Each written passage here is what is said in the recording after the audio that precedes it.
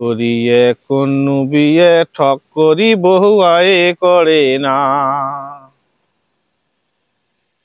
আরে মুই জানো মোর মনের কথা মানছে তো আর বোঝে না, এমনি কি মুই বাড়ি থাকো না।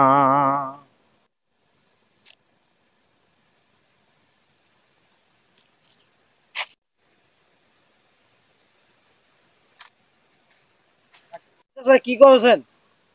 মুই না চিন্তা করছো ভাই। কি চিন্তা করেছেন ভাই চাচা?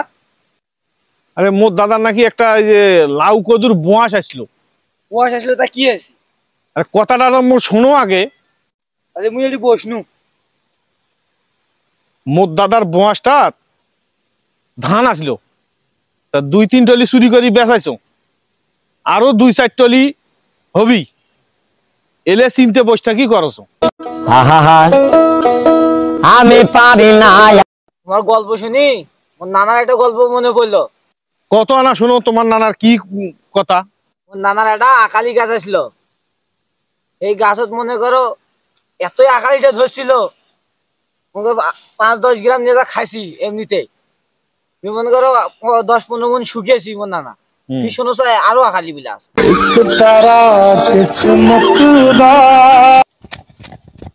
থামো থামো থামো থামো থামো, মোর গল্প বলছে আগে, মোর গল্প কমানবি, তারপর তোমার গল্প। তুই ফির কি কবু হে?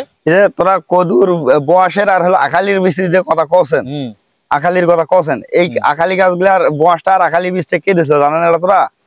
না। এটা হলো মোর বাপ নিয়ে আইছি কুড়োবা থাকি, আসি তোমার দাদাক দিছি হলো বয়সটা।